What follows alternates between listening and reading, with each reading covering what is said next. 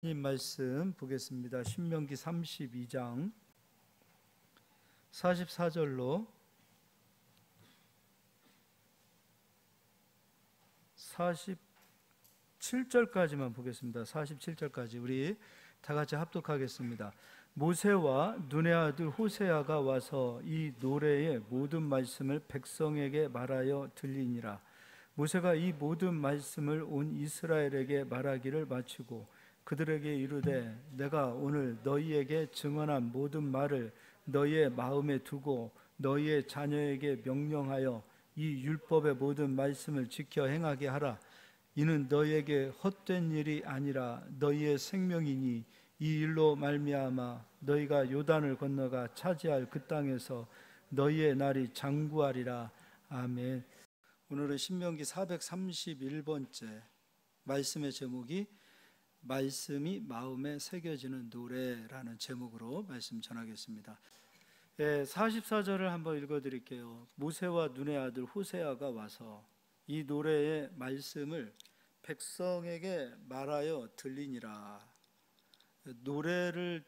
노래의 모든 말씀을 백성에게 말하여 들리니라. 그리고 45절 모세가 이 모든 말씀을 온 이스라엘에게 말하기를 마치고 그들에게 이르되 내가 오늘 너희에게 증언한 모든 말을 너희의 마음에 두고 너희 자녀에게 명령하여 이 율법의 모든 말씀을 지켜 행하게 하라. 신명기의 모든 내용이 지금 오늘 본문에 다 들어가 있어요. 신명기는 가나안 땅에 들어가기 직전에 모세가 이스라엘 백성들에게 하는 설교입니다. 근데 그 설교 핵심은 딱 세 가지예요. 첫 번째, 기억하라.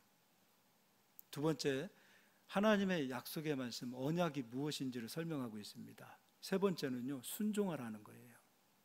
첫 번째, 기억하라. 그리고 두 번째, 언약에 대해서 말씀하셨고, 세 번째는 그 말씀에 순종하라는 것이죠. 이 세 가지가 이스라엘 백성들에게 전해졌을 때 마지막을 노래라고 표현하고 있어요. 그 노래에 대해서 설명하고 있습니다. 우리도 오늘 지금 찬양단들 찬양했고 또 특송으로 찬양들을 이렇게 준비했는데 노래라는 것이 무엇인지를 우리가 한번 고민해 봐야 돼요. 노래라는 것은 무엇인가? 하나님의 말씀이 기억되어져야 되고 기억되어진 말씀에 순종할 수 있는 결단까지 가는 것이 노래예요. 그러니까 오늘 노래에 대해서 설명해 드릴 거예요. 그리고 나서 46절, 47절 이는 너희에게 헛된 일이 아니라 너희의 생명이니 이 일로 말미암아 너희가 요단을 건너가 차지할 그 땅에서 너희의 날이 장구하리라. 그러니까 말씀과 노래는 떨어져 있지 않아요. 노래를 부르는 이유는 하나님의 말씀이 기억되어지기 위하여 그리고 언약이 무엇인지를 말씀해주고 가르쳐주기 위하여 그리고 하나님 말씀에 순종해야 되는 것에 대한 결단까지 가야 노래를 부른 거예요. 오늘 우리가 노래를 다 불렀어요. 다 불렀는데 그냥 음악이 좋아서 노래를 부르고 또 노래를 우리가 그럴 수도 있잖아요. 내가 지금 기분이 굉장히 우울한데 노래를 들음으로 기분이 좀 풀린다. 어떤 노래를 부르는 이유, 노래를 듣는 이유 이것이 자기 자신을 위해서 노래를 부르고 자기 자신의 어떤 감정이나 자기의 유익이나 그리고 그런 것들로 생각을 해서 노래를 듣는다면 깊이 생각해 보면 그건 찬양이 아닐 수도 있어요. 노래는 하나님 말씀에 순종하기 위하여 그리고 그 말씀이 기억되어지기 위하여 그리고 마지막 그 말씀이 무엇인지를 깨닫기 위하여 불러줘야 되는 것이 노래다라는 거죠. 그래서 오늘 이 신명기 전체 34장까지의 전체의 핵심이 오늘 여기 이 구절에 다 들어가 있어요. 언약이 무엇인지 그리고 말씀은 잊어버리면 안 된다. 기억되어져야 된다. 순종해야 된다. 노래를 부르는 이유는 우리의 신앙이 흔들리지 아니하도록 우리의 신앙이 하나님 편에 서서 붙들려 있을 수 있도록 그런 노래가 주는 힘이 있다는 거예요. 그래서 우리 아이들에게도 노래를 가르치는 이유는 말씀이 기억되어지고 새겨지도록 그 노래가 하나의 교육이 되어지는 거죠. 그래서 어려서 배웠던 그 노래가 평생 가는 것처럼 기억되는 겁니다. 그리고 하나님을 찾아가는 겁니다. 그리고 하나님 말씀을 순종해야 합니다. 그러니까 예배의 어떤 하나의 일부분을 차지하는 이 찬양이 얼마나 중요하냐면, 찬양 따로, 노래 따로, 말씀 따로가 아니에요. 기도 따로가 아니에요. 이거는 다 같이 하나예요. 노래와 말씀이 하나이고 기도까지도 다 하나가 되어야 되는 것을 보게 됩니다. 자, 그러면 이제 오늘 진짜 노래를 불렀던 사람, 진짜 하나님이 기뻐하신 찬양을 했던 사람은 누구인지를 좀 설명해 드리도록 하겠습니다. 사사기 1장을 가서 보겠습니다.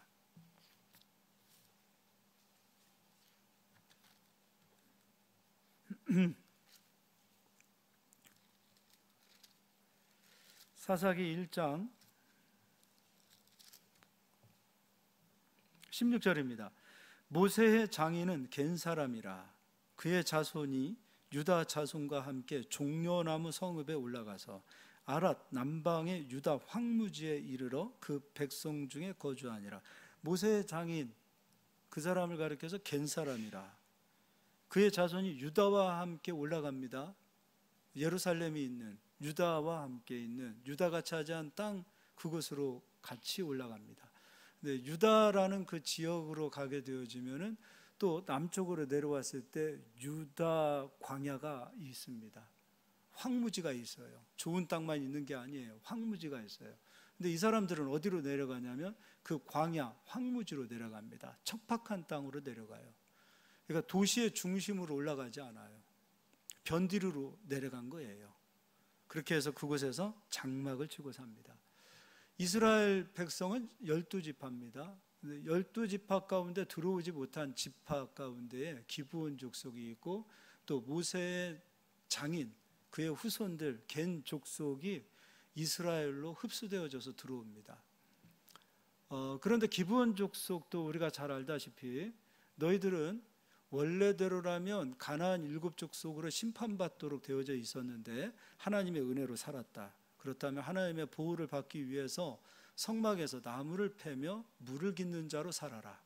근데 이들은요, 하찮은 그 나무를 패며 물 깃는 일을 하는 그 일을 얼마나 감사하게 하는지 몰라요. 그리고 이들은 하나님의 성전을 사모하는 자입니다. 그럼에도 불구하고 그들은 하나님의 율법이 마음에 새겨질 정도로, 다윗 시대에 3년 기근이 있었을 때 다윗조차도 이 기근이 왜 왔는지, 이 기근을 어떻게 풀어야 되는 해답이 없을 때 기브온 족속이 율법으로 제시합니다. 그러니까 말씀이 마음에 새겨졌던 자고 말씀을 사모했던 자예요. 그리고 그들은 포로 생활 70년을 마치고 나서 가나안 땅에 다시 이스라엘 백성이 돌아올 때에 하나님 성전 세우는 일을 누구보다도 기뻐했고, 자신들의 그 예물, 귀하고 소중하게 여겼던 것들을 하나님 앞에 아낌없이 드렸던 족속이 기브온 족속이에요. 오늘 여기 그들과 함께 이 모세의 장인 이드로, 그 후손은 겐 족속인데 이들은 원래대로라면 하나님 안에 들어온 자녀들이 아닙니다. 밖에 있었던 사람입니다. 근데 출애굽할 때 함께 이스라엘을 따라와서 가나안 땅에 정착한 겁니다. 그런데 그들이 권력의 중심, 핵심, 그리고 돈이 있는 도시로 들어가지 않고 황무지를 선택해서 내려오는 것을 보게 됩니다. 근데 이들의 믿음이 어떤 믿음을 가지고 살았는지를 이제 한번 찾아볼 거예요. 사사기입니다. 사사기 이번에는 4장 17절을 가서 보겠습니다.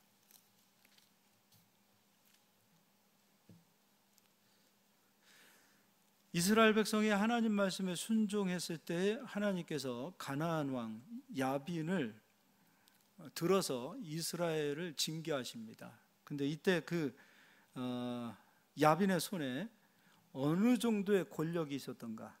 4장 3절, 야빈 왕은 철병거 900대가 있어.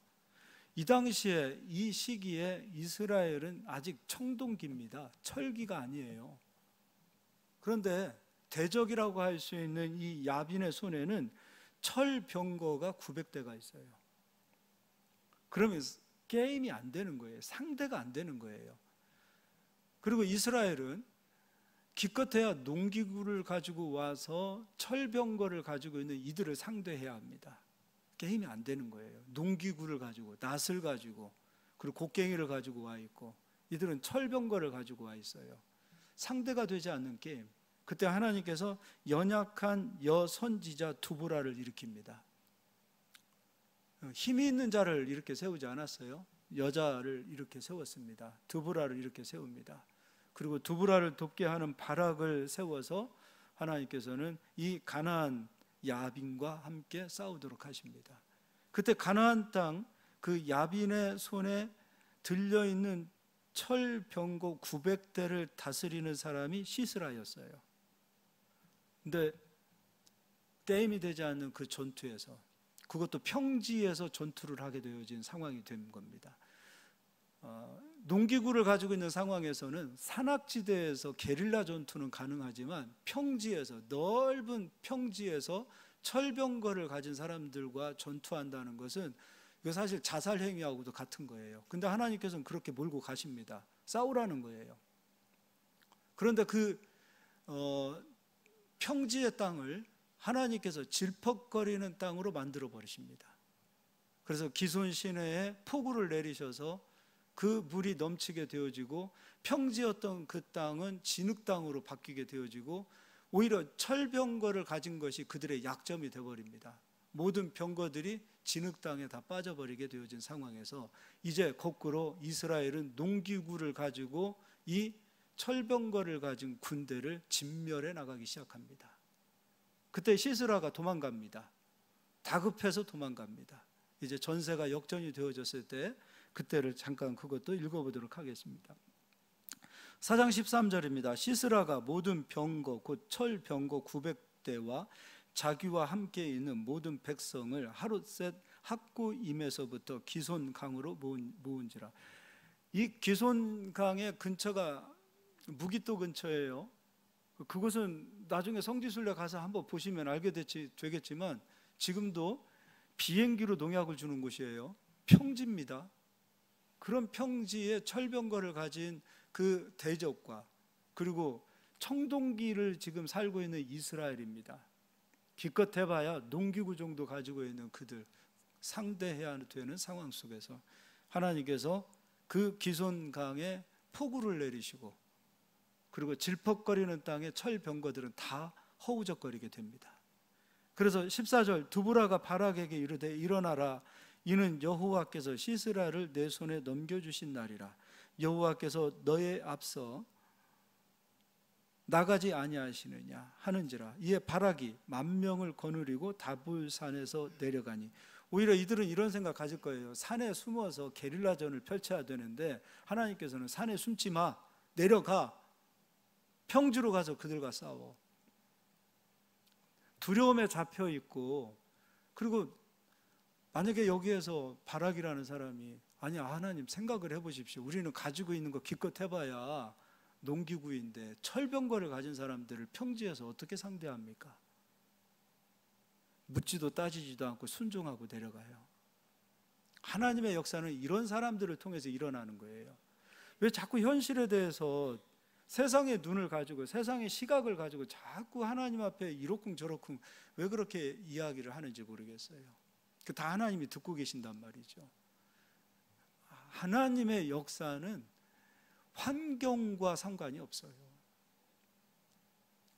하나님이 함께 하시면 아무리 막강한 철병거 900대를 가진 백성이라 할지라도 하나님이 함께 하시면 그들은 그냥 애굽의 병거들도 홍해에서 수장되어졌던 것처럼 마찬가지로 그들도 그 병거가 그들에게 약점이 된다는 거예요. 그래서 15절입니다. 여호와께서 바락 앞에서 시스라와 그의 모든 병거와 그의 온 군대를 칼날로 혼란에 빠지게 하심에 시스라가 병거에서 내려 걸어서 도망한지라. 이제 도망합니다. 여기에서 이제 모세의 후손에 대한 이야기가 여기서 또다시 펼쳐집니다. 17절입니다. 시스라가 걸어서 도망하여 겐사람, 모세의 후손이 겐사람이에요. 겐사람 헤벨의 아내 야엘의 장막에 이르렀으니, 이때도 마찬가지로 연약한 여인입니다. 야엘의 장막에 이르렀으니 이는 하솔 왕 야빈과 겐 사람 헤벨의 집 사이에는 화평이 있음이라. 야엘이 나가 시스라를 영접하며 그에게 말하되 나의 주여 들어오소서, 내게로 들어오소서, 두려워하지 마소서 하매 그가 그 장막에 들어가니 야엘이 이불로 그를 덮으니라. 시스라가 그에게 말하되 청하노니 내게 물을 조금 마시게 하라.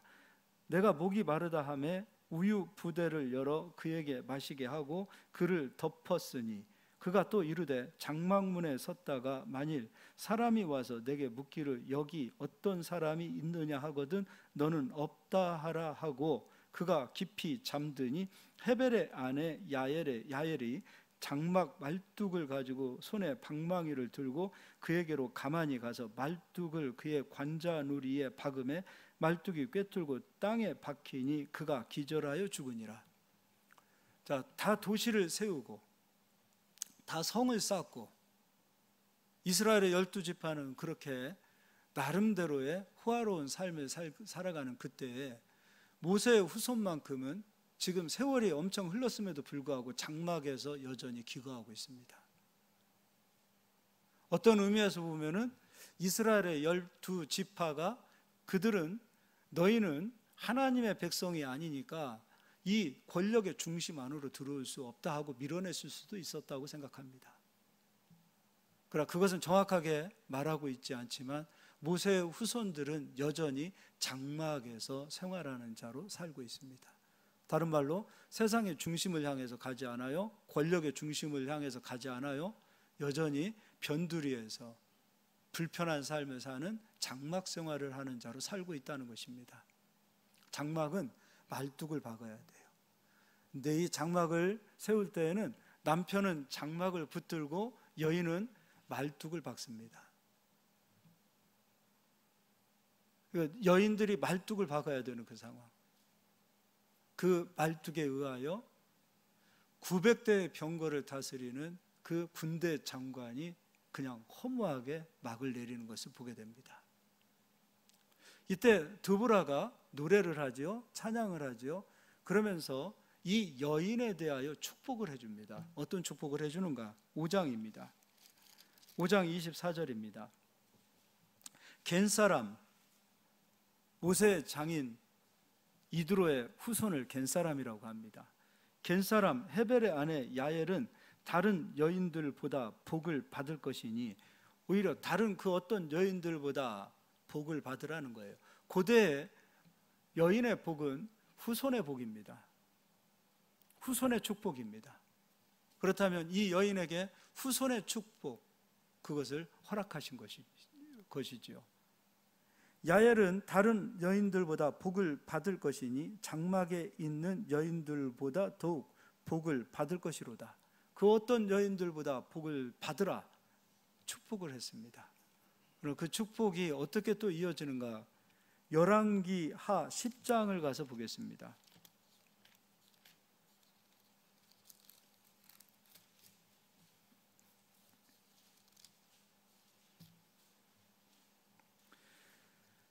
우리가 잘 알다시피 북이스라엘의 가장 악한 왕이라면 아합 왕, 그리고 그의 아내 이세벨이라고 할 수 있죠. 가장 악한 왕이에요. 하나님께서도 참다 결국은 참지 못하셔서 그 집안을 진멸하시죠. 그 진멸할 때 쓰임받았던 자가 바로 예후입니다. 예후가 그 집안을 숙청해 나가기 시작해요. 숙청이지 사실은 종교개혁을 해 나가는 상황입니다.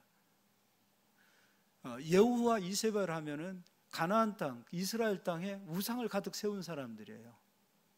그리고 그를 따르는 사람들은 다 우상을 섬기는 사람들이었어요. 그래서 예후가 이 아합 왕을 진멸해 나가는 것은 모든 것은 다 종교개혁이었습니다. 우상들을 다 허물고 그리고 아합을 따르는 자들 자체가 우상을 섬기는 자들이었기 때문에 그들을 숙청하는 것은 종교개혁이었습니다. 예후는 엄청나게 하나님의 손에 붙들려서 쓰임받았던 사람이라고도 할 수 있습니다. 이때 예후가 초대하고 초청하고 나와 함께 동역하자라고 했던 사람이 누구이냐면 바로 이 겐 족속입니다. 읽어드리도록 하겠습니다. 15절입니다. 예후가 거기에서 떠나가다가 자기를 맞이하러 오는 레갑의 아들 여호나답을 만난지라. 레갑의 아들 바로 겐 자손 그들을 말하는 거죠. 그의 안부를 묻고 그에게 이르되 내 마음을 향하여 진실함과 같이 내 마음도 진실하냐 하니 여호나답이 대답하되 그러하니이다. 이르되 그러면 나와 손을 잡자. 손을 잡으니 예후가 끌어 병거에 올리며 이르되 나와 함께 가서 여호와를 위한 나의 열심을 보라 하고 이에 자기 병거에 태우고 사마리아에 이르러 거기에 남아 있는 바 아합에게 속한 자들을 죽여 진멸하였으니 여호와께서 엘리야에게 이르신 말씀과 같이 되었더라. 이후에 또 23절 예후가 레갑의 아들 여호나답과 더불어 바알의 신당에 들어가서 바알을 섬기는 자들에게 이르되 너희는 살펴보아 바알을 섬기는 자들만 여기 있게 하고 여호와의 종은 하나도 여기 너희 중에 있지 못하게 하라 하고 그리고 바알을 섬기는 자들을 다 보이게 합니다. 그리고 그날에 그들을 다 진멸합니다. 이 종교 개혁을 하는 데 있어서 권력을 가지고 오는 데 있어서 여호나답과 함께 권력을 쟁취해 나갑니다. 종교 개혁과 함께 그는 예후는 왕이 됩니다. 그리고 왕이 된 예후는 여호나답에게 권력을 제시합니다. 그런데 여호나답은 요나답이라고도 하죠. 이 요나답은 권력을 받지 않습니다. 그리고 어디로 내려가는가? 장막으로 내려갑니다. 그러니까 이미 이 도시, 이 화려한 권력이 있는 이곳은 우상이 가득해 있는 것을 보게 되어져요. 그리고 예후도 종교 개혁으로 하나님 앞에 크게 쓰임 받았다 하지만 그도 권력을 잡고 보니 결국엔 그도 타락해 가는 것을 보게 됩니다. 그래서 요나답은 내가 있을 곳은 이곳이 아니다. 우리는 그런 말 하잖아요. 사람이 큰 데 가서 좀 놀아야지. 큰 물에서 놀아야지. 도시로 가서 큰 뜻을 펼쳐야지. 큰 세상, 넓은 세상을 바라보고 그 세상에 나가서 큰 포부를 가지고 그렇게 살으라라고 우리는 그렇게 가르치지 않습니까? 시골에서 자식을 5명 키우고 있다 했을 때 다 도시로 떠나갔는데 그 시골에 남겨진 자식 하나를 보면은 왠지 모르게 실패한 자식으로도 볼 수 있잖아요. 특별히 우리나라의 이 민족성 가운데는 그 어느 것보다도 권력의 중심지로 가라고 우리는 그렇게 교육을 해왔습니다. 야, 큰 사람 돼야지.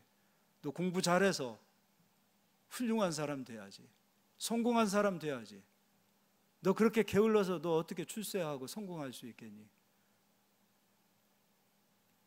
우리는 항상 세상을 향하여 세상 중심에 서고 세상 꼭대기에 서고 권력을 갖고 권력을 휘두르는 그런 힘 있는 사람으로 우리는 살아가기를 원했던 것을 보게 됩니다. 우리가 그렇게 못 살았으니까 우리 자식만큼이라도 그렇게 살기를 원하게 하였고 우리는 그렇게 가르쳐 왔습니다. 사실 그렇게 가르쳤습니다. 자기 자신도 권력의 중심에 서서 정치를 한다, 권력을 휘두른다가 아니라 그것 되지 않다 하더라도 자기가 속한 그곳에서 항상 머리가 되고 항상 권력을 휘두르는 사람으로 살고 싶어하는 그 야망이 우리 속에 있지 않습니까? 그게 되지 않을 때 자기 자식에게 요구하고 자기 자식이 그것에 미치지 못할 때 자기 자식을 책망하는 우리의 모습을 보지 않습니까? 그게 다 욕심이에요. 야망이에요. 우상이에요. 이런 모든 것들이. 근데 이 여호나답이라는 사람은 그것을 꿰뚫어 보았던 거예요. 수년 동안에 권력의 중심이, 도시의 중심이 있는 그 성들에서 하나님을 섬기는 그 신앙은 점점점 사라지고 세상을 섬기고 바알을 섬기고 우상을 섬기고 세상 것들을 추구해가는 이스라엘 백성들을 바라보았던 것입니다. 점점점 타락해가는 이스라엘을 보게 되는 거예요.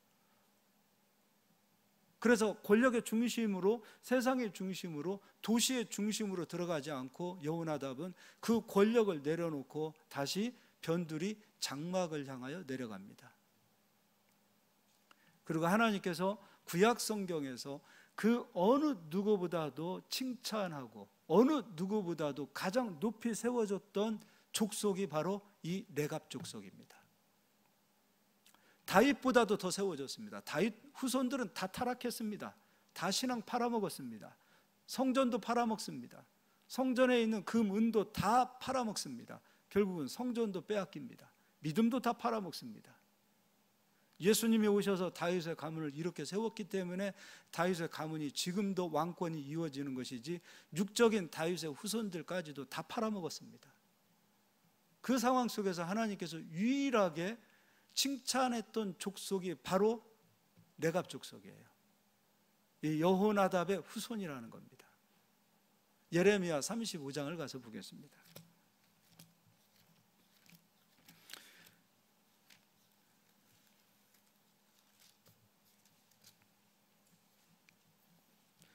예레미야 35장입니다.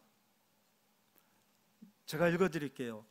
1절부터 읽어드리겠습니다. 유다의 요시야 왕의 아들 여호야김 때 여호와께로부터 말씀이 예레미야에게 임하여 이르시되, 너는 레갑 사람들의 집에 가서 그들에게 말하고 그들을 여호와의 집 한 방으로 데려다가 포도주를 마시게 하라 하시니라. 레갑의 후손들에게 포도주를 갖다가 술을 좀 마시게 하라, 그 얘기예요. 그래서 예레미야가 순종하고 포도주를 가져다가 레갑의 후손들을 다 불러서 포도주를 줍니다. 근데 그들이 포도주를 마시지 않습니다. 마시지 않는 이유가 이겁니다. 5절입니다. 내가 레갑 사람들의 후손들 앞에 포도주가 가득한 종지와 술잔을 놓고 마시라 권하매 그들이 이르되 우리는 포도주를 마시지 아니하겠노라. 레갑의 아들 우리의 손조 요나답이, 요나답 같은 인물이에요. 요나답이 우리에게 명령하여 이르기를 너희와 너희 자손은 영원히 포도주를 마시지 말며, 네 가지 유언을 남기고 갑니다. 오늘 모세가 신명기에서 이스라엘 백성들에게 남기고 가는 설교는 유언입니다. 고별 설교예요. 다른 거 아니에요. 기억하라. 무엇을 기억하는가? 하나님의 언약을 기억하라. 그리고 순종하라. 세 가지였어요. 근데 오늘 이 요나답이 후손들에게 네 가지를 말하고 있습니다. 첫 번째, 포도주 마시지 마라. 두 번째, 너는 집도 짓지 말라. 세 번째, 파종하지 말라. 농사 짓지 말라. 씨 뿌리지 말라.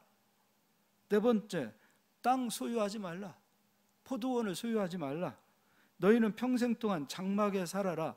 그리하면 너희가 머물러 사는 땅에서 너희 생명이 길리라 하였으므로, 그 선조가 이야기했던, 그 요나답이 이야기했던 그 유언을 300년이 지나기까지 이들은 지키면서 살아왔어요. 도시로 들어가지 않았어요. 권력의 중심으로 들어가지 않았어요. 어떤 면에서 보면은 변두리의 삶을 살았던 족속 아닙니까? 진골 성골 안으로 들어가지 못한 그런 천한, 이스라엘 12지파 안으로 들어가지 못한 천한 잡족이라고도 할 수 있는 그들이 요나답 시대에 권력을 가진 예후와 함께 권력의 중심으로 설 수 있는 것을 기회로 삼지 아니하고 그것까지도 내려놓고 다시 장막으로 내려왔고, 자기의 후손들에게 이 장막에서 기거해야 된다라는 이유를 설명하고 있어요. 이 네 가지를 하지 말라는 것은 다른 게 아니었어요. 그거 갖는 순간 우리 하나님 잃어버린다. 원래 하나님께 택함 받지 못한 지파 아니었습니까? 택함을 받지 못한 지파, 족속이었어요. 그런데 하나님의 은혜로 가나안 땅에 들어와서 하나님의 은혜를 누리면서 사는 자들이 되었어요. 그런데도 그들은 그 하나님의 은혜에 정말로 굶주려 있고 사모하고 하나님을 사모하는 그 마음의 열심이 특심인데, 오히려 권력을 가질 수 있는 이스라엘의 12지파는 권력과 세상과 함께 하나님을 잃어버립니다. 너무 세상을 즐기면서 사는 거예요. 가나안 땅에 주어진 풍요와 축복 때문에 하나님을 잃어버리게 되어집니다. 오히려 축복 때문에 하나님을 잃어버려요. 이들의 삶을 보세요. 장막에서 기거하는 그 삶을 보세요. 유럽에도 집시들이 있잖아요. 집시와 같은 그런 떠들이와 같은 그런 삶을 사는 거예요. 이유는 하나님의 은혜를 놓치지 말자. 우리가 어떻게 해서 하나님의 은혜 안으로 들어왔는데 이 은혜를 잊을 수 있겠느냐? 그렇게 해서 가르치고 그렇게 해서 명령했는데도 불구하고 그들은 300년이 지난 그 시간이 되었어도 그것을 지키고 있었어요. 그러면 노래는 이스라엘이 한 겁니까? 바로 레갑 족속이 한 겁니까? 레갑 족속이 한 거예요. 노래, 우리가 한번 생각해 봐야 될 것은 노래, 시스템이 아니에요. 우리가 자꾸 왜 시스템을 보는지 모르겠어요. 마이크가 없다 하더라도 부를 수 있는 노래, 그 중심에서 하나님을 놓치지 않고자 하는 그 중심에서 나오는 소리. 물론 시스템도 받쳐주면 좋지요. 그러나 그것보다도 더 중요한 것이 바로 이 요나답의 후손들과 같은, 하나님 잊어버리면 안 된다, 선조의 말을 끝까지 붙들고 살아야 된다. 그런데 하나님께서 요나답 후손 레갑 족속을 이야기하면서 이스라엘 백성들에게 이런 얘기합니다. 나는 수백 년 동안 너희들에게 끊임없이 선지자를 보내 권면하고 위로하고 부탁하고 달래도 보고, 그렇게 해서 하나님 말씀을 떠나지 않도록 수백 년 동안 너희들에게 하나님의 말씀을 선포했는데도 불구하고 너희들은 왜 이 하나님의 말씀을 기억하지 못하고 순종하지 않고 멸시하며 내가 보낸 선지자들을 돌로 쳐 죽이기까지 하고 핍박하고 하나님의 말씀을 땅바닥으로 내던지는 이스라엘 백성들과 비교하고 있습니다. 성전은 예루살렘에 있어요. 예루살렘에는 노래하는 자들이 있어요. 나팔을 부는 자들이 있어요. 그들이 부르는 노래를 하나님이 기뻐 들으셨겠느냐 이거예요. 노래만 부르면 노래가 다라고 생각하는 게 아니에요. 하나님 말씀에 순종하는 그 세상과도 타협하지 않는 그 중심에서, 그 정말로 온 마음과 뜻과 정성을 다하여 하나님을 섬기고자 하는 그 마음, 그 마음에서 나오는 소리가 진정한 노래라는 겁니다. 화려한 옷을 입고 나팔을 불고 재금을 불고 수금을 부르면서 노래하는 자들이 노래를 부르는 그 노래를 하나님이 기뻐 받으셨겠느냐 이거예요. 우리 노래를 자꾸 착각하고 있어요. 여기서 1시간 노래 부르는 걸로, 노래 다 부르는 걸로 착각한단 말이에요. 노래는 세상에서의 하나님의 말씀이 성취되어지고 이루어지고 순종해서 가는 그 모든 삶이 이루어져야 노래가 완성되어지는 거예요. 말씀과 노래가 떨어지지 않는 거예요. 노래를 부르는 이유는 하나님의 말씀을 끝까지 기억하라, 하나님의 은혜를 놓치지 마라, 하나님의 은혜를 기억하라, 그리고 순종하는 자리까지 들어가라, 이게 노래란 말이에요. 그냥 TV에서 나오는 가수들의 노래를 부르는, 그거 듣고 좋다, 노래 잘 부른다 평가하는 그거 아닙니다. 노래는 다 함께 기억해야 되고 말씀에 순종해야 되고 말씀을 잊어버리지 않고 그 말씀대로 살겠습니다라는 결단이 나오는 게 바로 노래란 말이에요. 오늘 요나답의 그 후손 레갑 족속에 그들의 삶이 하나님을 노래하는 것입니다. 우리요, 자녀들도 너무 세상 권력, 세상을 향해서 가라고 그렇게 말하지 마세요.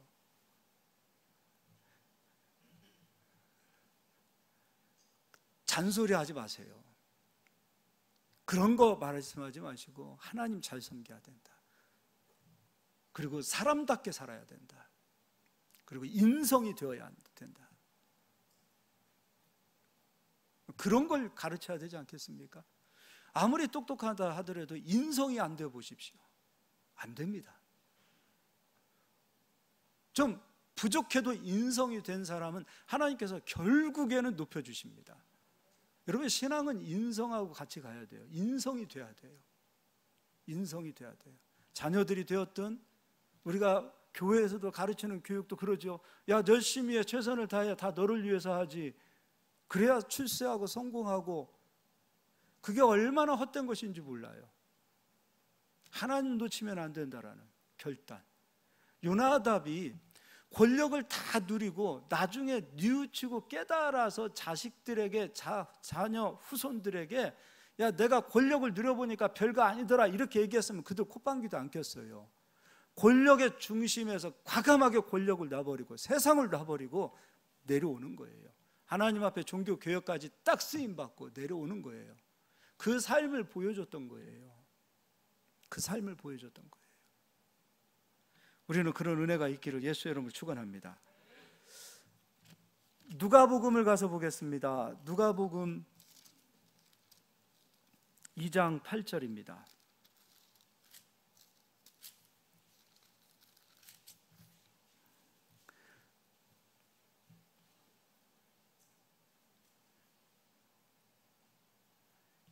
그 지역의 목자들이 밤에 밖에서 자기 양떼를 지키더니 이 목자들이 장막을 치고 사는 이 목자들이 그리스도를 가장 먼저 영접합니다. 바로 이들이 레갑의 후손들이에요. 하나님은 이런 축복을 주셨어요. 권력에 서 있던 세상 중심에 서 있던 자들은 다 그리스도를 외면하죠. 핍박했죠. 대적했죠. 그런데 이 목자들은 아기 예수를 가장 높이는 자로서 가장 먼저 맞이했고 가장 먼저 높이는 자로. 그래서 하나님께서 예레미야 35장에 레갑의 후손들에게서 하나님의 사랑과 은혜가 끊어질 자가 없다라고 말씀해 주셨어요. 하나님의 은혜가 그들을 계속해서 붙들어 주겠다고 약속하셨어요. 노래가 회복되어져야 돼요. 세상 노래가 아니라 하나님을 향한 노래가 회복되어져야 돼요. 이 노래가 회복되어지는 그 가문을 하나님께서 외면하지 않겠다라는 것. 그리스도를 가장 먼저 영접했고 그리스도를 가장 경배했어요. 그것도 아기 예수를 경배했어요. 이 은혜가 이들에게 온 거예요. 이제 요한일서 2장도 가서 보겠습니다.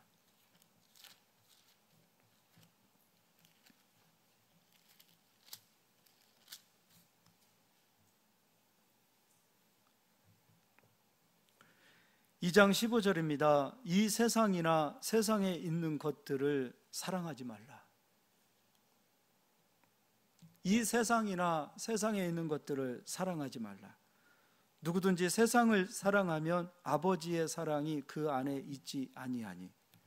이는 세상에 있는 모든 것이 육신의 정욕과 안목의 정욕과 이생의 자랑이니 다 아버지께로부터 온 것이 아니요 세상으로부터 온 것이니라. 이 세상도 그 정욕도 지나가되 오직 하나님의 뜻을 행하는 자는 영원히 거하느니라. 이들이 하나님을 찬양하는 거예요. 세상에서 조금 무명해도 알아주지 않아도 장막에 거하는 불편한 삶을 사는 것 같은 삶을 산다 하더라도 하나님을 놓치지 않는 가문이 되도록, 하나님을 놓치지 않는 믿음의 사람들이 되도록, 세상의 수많은 것들을 얻으려고 애쓰고 힘쓰려기보다는 하나님을 얻으려고 하나님의 은혜를 잡으려고 애쓰고 수고하는 저희들이 되어야 되지 않겠습니까? 우리 대한민국에 왜 그렇게 이단이 많습니까? 하나님을 알려고 하는 노력이 없습니다. 하나님을 배우려고 하는, 진짜 하나님이 누구인지는 기록되어진 하나님의 말씀에서 나오는 것입니다. 이 말씀을 알려고, 이 말씀을 얻으려고 하는 시간을 들임이 없어요. 우리의 시간이 너무나 세상에 가 있어요. 땀 흘리는 것에 대해서, 수고하는 것에 대해서 세상적인 것들이 너무 많아요. 그 다 육신의 쾌락을 주는 것이고 육신에 잠시 기쁨을 주는 것이죠. 하나님이 주시는 것은 영원한 것입니다. 이 세상 것 아무것도 없어요. 저도 이제 내년에 우리 지방에서 부회장이 되고 그리고 이제 회장이 돼야 돼요. 근데 저는 고민을 많이 해요. 저는 원래 그런 걸 좀 싫어하는 사람이거든요. 근데 해야 되는지 말아야 되는지 고민을 하던 가운데 선배 목사님께서 그런 얘기를 하셨습니다. 정 목사 꼭 해야 돼. 왜요? 그거 하면 인맥이 넓혀져. 그거 하면 지방회장 끝나고 나면 지방에서 어른이 될 수 있어. 우리도 행사하면은 여기 와서 마이크 잡는 분들 다 그거 통과해야 되거든요. 그거 안 하면 안 세워져. 많은 사람도 알게 되고, 그리고 전국적으로 지방회장들 다 만나잖아요. 사람 스케일도 커지고, 그리고 지방에 행사할 때 어른으로서 설교도 하고 축사도 하고, 그 얘기 딱 듣는 순간에 결정을 했어요. 아, 내가 갈 길이 아니다. 내가 해야 될 일이 아니다. 이거 뭐 저를 의롭게 그렇게 생각하지 마세요. 내가 갈 길이 아니다. 내가 할 사람이 없어서 섬기는 일이라면 하겠지만, 그것이 목적이 되어진다면 내가 가야 될 길이 아니다. 그거 다 이생의 자랑 아닙니까? 이생의 자랑이에요. 우리는 그거 잡으려고 굉장히 시간을 쓰고, 그리고 그거 해보세요. 교회 헌금 갖다 돈 써야 되는 거거든요. 우리 이 세상에 살면서 이생의 자랑 조금 내려놓고요, 안목의 정욕 조금 내려놓고 보이는 대로 살지 마시고요, 육신의 정욕 쫓지 않기를 바라요. 너무 지나치게 세상으로부터 주는, 요즘 이제 여름철 되면 이제 피서철이 되고 그러죠. 지나치게 세상으로부터 주는 그런 어떤 것에 대한 그 쾌락을 절제했으면 좋겠어요. 적당한 선에서 우리에게 절제의 은사를 주셨어요. 너무 과하게 놀지 마세요. 예수 믿는 사람들은 이 세상에 푹 빠져서는 안 돼요. 어떤 취미 생활을 하더라도 깊이 들어가지 마세요. 적당한 선에서 절제하실 수 있어야 돼요. 우리의 육체를 그런 세상을 즐기기 위한 그 육체로 사용하라고 하나님이 우리를 주신 거 아니에요.